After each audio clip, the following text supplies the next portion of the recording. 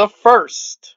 Well, a great concept in theory, but then it starts to decline. So we had a really strong opening with the first third. The first 7 episodes are pretty strong, and the promise is really there, with the first being able to conjure people back, being able to represent people who are dead, apparently access memories and really get at the weak points of these various protagonists that we have. And the Spike story, for the most part, is really fleshed out really well.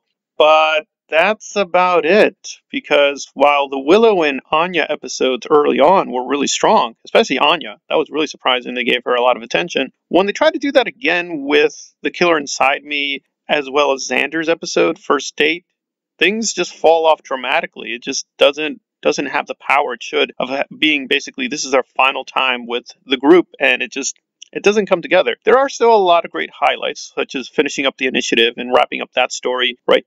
Spike and his chip, finally getting rid of that thing, and that was long overdue. I think we all knew it was going to happen eventually. I mean, season 6 basically promised the chip would go away, but it's good that they finally resolved the chip issue. But then when it comes to the main plot, it's just really a lot of puzzles, and no pun intended, there's a lot of potential, but it doesn't seem to be well structured or well thought out.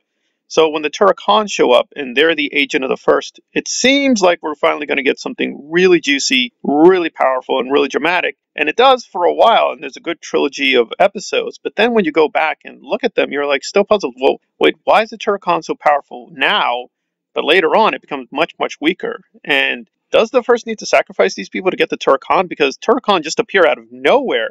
So was the Turok always there? Were there some Turok in Sunnydale? Was the agent just messing around? Is that an unreliable narration? And so there's just a lot of questions that accumulate about what exactly the first wants, as opposed to what it says it wants. It says it wants to destroy everything. It says it wants to take over, but then it just takes a break. It just says like, okay, I was on the attack, but now I'm gonna go back. Some of that is explained with the new characters like Robin and the way he's manipulated to helping by bringing up the backstory of Spike and how he killed one of the Slayers. Okay, that's reasonable. That makes sense. But then again, the characterization is just weak with the new Slayers. I don't agree with the consensus that Kennedy's like this god-awful character, or she's just annoying and there's nothing more to her. I do appreciate what they tried to do with her and Willow, and sort of like they were really tiptoeing around the lesbian issue beforehand, and now they're just going to go full throttle. Like, yes, they're lesbians, and yes, they enjoy having sex, and yes, they're going to be kissing in public. Okay, in theory, this all makes sense, and this is a good dramatic turn. But we're just not given enough backstory with these new characters, so it's sort of like, it's just very sketchy. With Kennedy, we just get, she's rich and she knows how to use the crossbow. That's about it. And she looks good, and the actress, I think, actually does deliver her lines quite well. But there's no consistency that the characters, they either are with Buffy all the way, and then they're against her all the way. And then Buffy's plans are just so bizarre sometimes that, yeah, of course, anyone would question why she should be in charge. In fact, why is she in charge? Technically, Willow's the most powerful one. So they could have done some interesting, dramatic, ironic things by having Willow be in charge of the group and she's leading the potentials. But instead it's like, no, we're just going to do the plain old narrative and say, yeah, it's Buffy's story. It's about her being the hero. We're going to put her down a little bit and then she's going to rise up.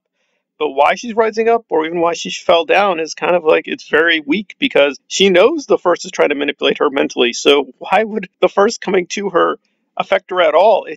There's a lot of things that just aren't adding up in terms of the plot. But again, it's not all bad. There are some strong episodes, especially when Faith comes back in, and when Caleb is introduced, he brings a lot of energy. So Nathan really does a lot to salvage the final third of the season, but he can't do this alone. And Faith, while she starts off really strong, and her character moments are really well done, and they're really funny, and they seem very appropriate, she also doesn't start to make sense after a while. She's sort of like, she's a little too passive from what we know before. And her being very sort of shy about taking charge and taking over from Buffy seems strange. We've seen her on Angel. She seemed to lead a group just fine. Was that because of a necessity issue? Because she normally doesn't want to lead, but because maybe she owed Angel, or she has a special love relationship with Angel, she felt that time it was okay to be a leader? There's just a lot of questions accumulating. And Willow was in Angel too, and that actually happens during this season, but the events don't seem to carry over because in this season, she's very shy about using magic, but she unleashed a huge amount of magic on the Angel episode. So this isn't a problem, necessarily a contradiction between the Buffyverse and Angelverse, but that's the character's emotional baggage doesn't really make sense in terms of what we think their character conflict should be. It seems like she's still mourning Tara, but they finish off that story, so why is she still hesitant couple of episodes later. So it just seems that the Xander episode should have been put in much, much earlier, but to put it in the middle of the season while the first is still a threat doesn't make a whole lot of sense. So maybe they could have just flipped the episodes in the way they were done. At the end of the day, there is just a lot of laziness with the scripts, and they just seem to just put stuff in front of us, and we're supposed to be like, yeah, it's great. It's great special effects, great costumes. It's really great to see the old characters and the new characters, but yeah, they're really thriving on nostalgia and hoping that's going to be enough to salvage the final third. And it's sort of like, no, there's still a lot of issues and problems you don't really address. And when they do address it, it's just bringing in a bunch of magical items and like, okay, problem solved. And it's sort of like, well, no, that just creates new problems. Like, where did they come from? Who gave them? How were they made? Just a lot of questions. And yes, if you're a Buffy addict and an Angel addict, some of them will be answered, like with Wolfram and Hart and the amulet. But others are never really addressed. They're just like, hey, they're just there.